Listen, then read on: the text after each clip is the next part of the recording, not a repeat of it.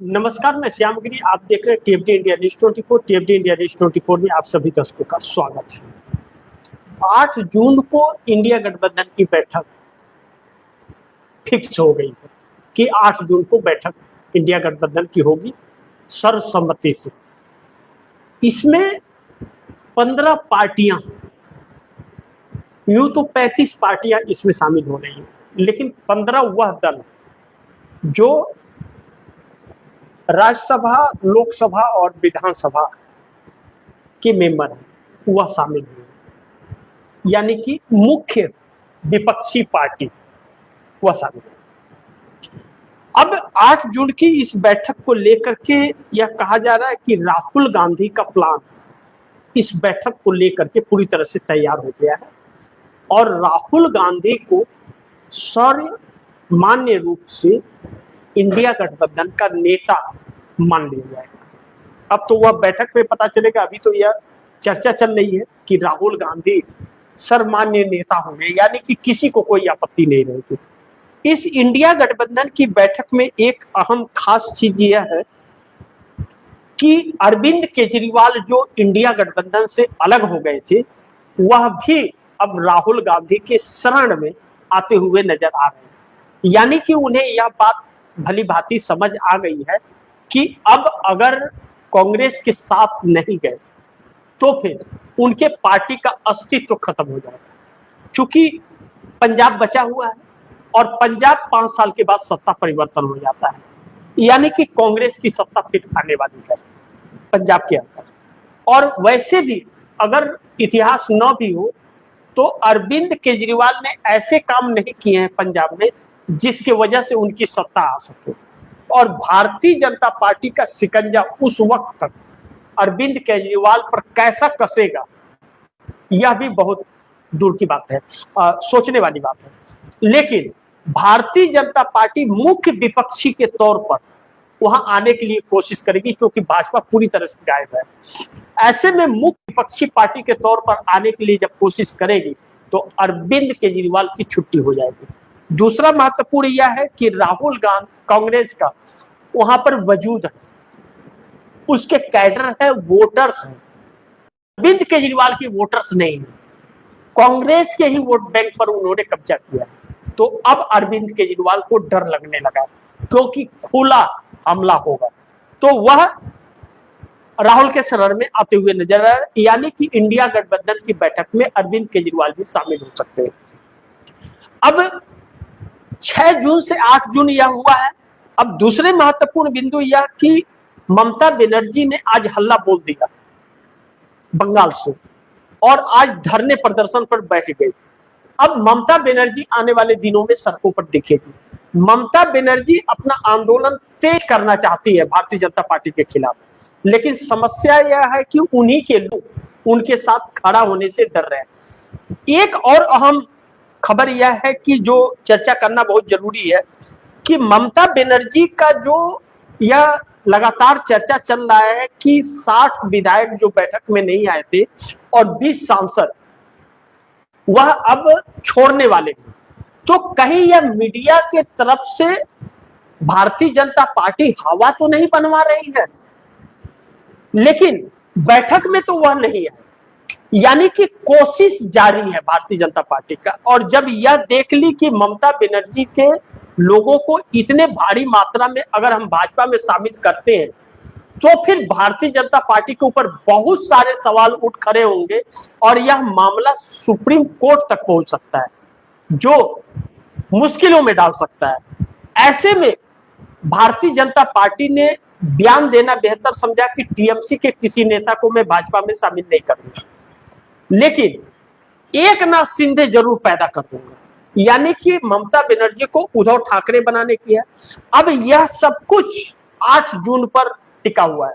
बहुत से नेताओं को ममता बनर्जी पर भरोसा नहीं हो रहा है, क्योंकि उसमें भी अभिषेक बनर्जी की तानाशाहियां चलती है, कहा जा रहा है, जैसे आम आदमी पार्टी में अरविंद केजरीवाल की। इसलिए जो 8 तारीख को इंडिया गठबंधन की बैठक हो रही है, इन सब मुद्दों पर भी चर्चा होगी और आगे की रणनीति क्या होगी। ममता बनर्जी अगर टूट गई तो फिर ममता बनर्जी न घर की न घाट की कहीं की नहीं रहेगी।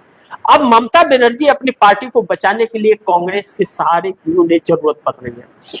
अब यह विपक्ष एकजुट होकर के सड़क पर भी उतरने की कवायद कर रहा है, लेकिन ममता बनर्जी के हाथ में इंडिया गठबंधन का कमान नहीं होगा। राहुल गांधी के प्लान के अनुसार ममता बनर्जी और अरविंद केजरीवाल को चलना पड़ेगा, या बाकी सभी गठबंधन दलों को यह मंजूर होगा तो इंडिया गठबंधन की बैठक आगे भी बढ़ेगी और आगे की रणनीति भी तय होगी, या नहीं हुआ तो नहीं होगा, क्योंकि कांग्रेस किसी भी तरह के समझौते के मूड में नहीं है। अब नंबर 2 पॉइंट्स पे आते हैं। अब नीतीश कुमार ने मोदी को जैसे 440 वाट का झटका दे दिया है, 85 एमएलए 12 सांसदों का। ललन सिंह के बयान के बाद माहौल बहुत गर्म हो गया है, एनडीए गठबंधन के अंदर भी और मोदी सरकार के अंदर भी। चूंकि ललन सिंह ने यह बयान दिया और एनडीए गठबंधन के अंदर घमासान कुछ इस हद तक बढ़ रहा है कि सहयोगी दलों को नरेंद्र मोदी सरकार पर एक रत्ती भर का भी भरोसा नहीं हो रहा है, क्योंकि जिस तरह से आनंद मोहन सिंह ने कहा था कि भारतीय जनता पार्टी पूरी तरह से खत्म करना चाहती है जेडीयू को, यानी कि नीतीश कुमार की पार्टी को। आनंद मोहन सिंह कौन है?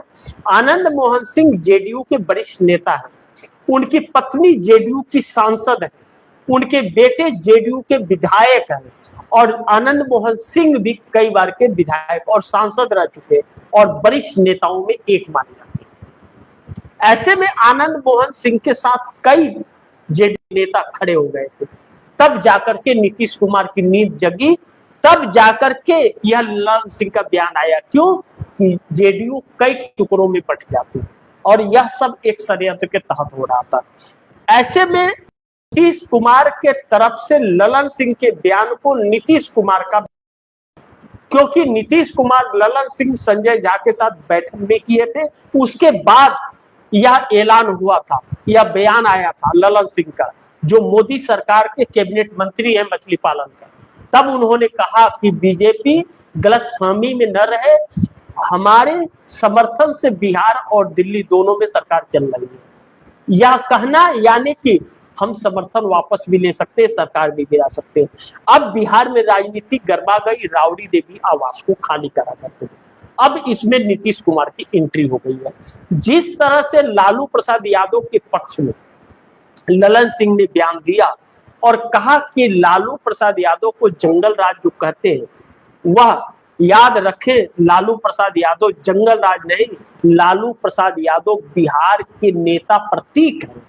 नेता प्रतीक यानी कि यादगार नेता है, उन्होंने बिहार के लिए बहुत कुछ किया है। यह ललन सिंह के बयान, यानी कि नीतीश कुमार के पार्टी का और उनके नेताओं का झुकाव विपक्ष की तरफ चल गया है, यानी कि भारतीय जनता पार्टी के साथ कुछ तो बहुत बड़ा घमासान अंदर हो रहा है, जो अभी कहा नहीं जा रहा है। लेकिन जिस तरह से एनडीए के अंदर महाराष्ट्र से जो खबर आई और शिवसेना के अब्दुल सत्तार ने जो बयान दिया है, एकनाथ शिंदे के शिवसेना के अब्दुल सत्तार ने यह कहा है कि मेरे नेता जो भी फैसला लेंगे मैं उसे पूरी तरह स्वीकार करता हूं, लेकिन कारण यह है कि अगर हम बीजेपी के साथ रहते हैं और उसके प्रभुत्व में काम करते हैं तो शिवसेना का अस्तित्व बहुत मुश्किल में पड़ जाएगा। यह कौन कह रहा है?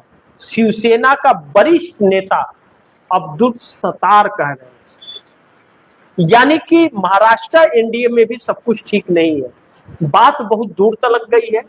अब महत्वपूर्ण यह है कि महाराष्ट्र के अंदर एकनाथ शिंदे जैसे बिहार में नीतीश कुमार है, वैसे ही महाराष्ट्र में एकनाथ शिंदे है एनडीए का।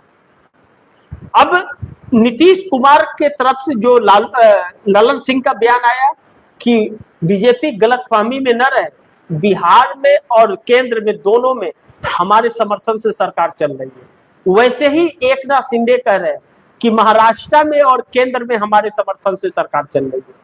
महाराष्ट्र में 54 विधायकों का समर्थन भारतीय जनता पार्टी को एकनाथ शिंदे का शिवसेना का है और 7 सांसदों का समर्थन नरेंद्र मोदी को। बिहार में सम्राट चौधरी को 85 विधायकों का समर्थन नीतीश कुमार का, यानी कि 85 एमएलए, और 12 सांसदों का समर्थन नरेंद्र मोदी को है। यानी कि यह जिस तरह से यह तेवर दिखा रहे हैं शिवसेना या जेडीयू दिखा रही है, अगर यह लोग अपने आप पर, और जो आशंका जाहिर कर रहे, क्या कर रहे हैं कि बीजेपी के साथ रहते हैं और उसके प्रभुत्व में काम करते हैं, यानी कि उसके अंडर में हम काम करते हैं, तो पार्टी को पूरी मुश्किल हो जाएगा, अस्तित्व को बचा पाना भी मुश्किल हो जाएगा, यानी कि पार्टी पूरी तरह से खत्म हो जाएगी। यह कौन? गठबंधन के अंदर शिवसेना कह रही है। यही बात आनंद मोहन सिंह जेडीयू के कह रहे थे। यानी कि दोनों पार्टियों की तरफ से जो बयान है गठबंधन के अंदर, शिवसेना और जेडीयू, यह भारतीय जनता पार्टी के लिए एक अल्टीमेटम है कि भैया अब आपके बारे में हम सोचना शुरू कर दिए कि आपकी नीयत क्या है, और हम जब झटका देंगे तो 440 वाट का झटका देंगे। नीतीश 85 एमएलए 12 सांसदों के साथ छोड़ देंगे और शिंदे 54 विधायक और 7 सांसदों के साथ। तो न घर की रहेगी न घाट की। राहुल गांधी सही है कि मोदी सरकार जाने वाली है, इस बात से इनकार नहीं कर सकते। बाकी माहौल गर्म है और विपक्ष तहलका मचा रहा है, और जिस तरह से राहुल गांधी ने इन लोगों की नींदें खराब की है, बेचैन हो गए हैं मोदी जी। कहते हैं कि रस्सी जल गया है, ऐंठन नहीं गया है। आने वाले वक्त में कोई हवा का झोंका आएगा, वो अभी गायब हो जाएगा। अभी तो 12 मिलियन डॉलर का सोना बेचे, आने वाले दिन में यह और क्या क्या बेचेंगे यह देखते रहिए। जितने दिन रहेंगे उतने ही घातक होंगे। सुब्रमण्यम स्वामी भारतीय जनता पार्टी के नेता ने सही कहा, इस शख्स को बदल दिया जाए, मोदी के चेहरे को बदल दिया जाए, अन्यथा देश को पूरा गुलाम बना देगा यह शख्स। मैं नहीं कह रहा हूं, भारतीय जनता पार्टी के वरिष्ठ नेता ने कहा। सोचिए कि क्या चल रहा है। और नितिन गडकरी ने क्या कहा? नितिन गडकरी भी खिलाफ हो गए, वरिष्ठ नेता है, कह रहे कई बार अच्छे और समर्पित कार्यकर्ता घर की मुर्गी दाल बराबर बन जाते हैं, जबकि बाहर से आने वाले लोग अधिक महत्व दिया जाता है। यानी कि बाहर से घोटाले वाले लोग आ रहे हैं तो उनको सीएम और क्या क्या मंत्री बनाया जा रहा है, और घर में भाजपा को जो यहाँ तक पहुंचाए हैं, जिस नाम पर मोदी ताज पहन रहे हैं, उनके उन नेताओं को दरकिनार किया जा रहा है। यानी कि बीजेपी में भी बगावत है, गठबंधन में भी बगावत है, और विपक्ष भी पीछे पड़ा है। यानी कि 440 वाट का झटका लगने वाला है। बाकी आप दर्शक क्या सोचते हैं, आप दर्शकों की क्या राय है, क्या सुझाव है, कमेंट बॉक्स में जरूर दीजिएगा। इस खबर को ज्यादा से ज्यादा शेयर कीजिएगा, अपने दोस्तों को भी कहिएगा आगे शेयर करें। और आपने टीएफडी इंडिया न्यूज़ 24 को सब्सक्राइब नहीं किया, सब्सक्राइब कर लीजिए, अपने दोस्तों को भी कहिएगा सब्सक्राइब करें। मिलते हैं अगली खबर के साथ, तब तक के लिए नमस्कार।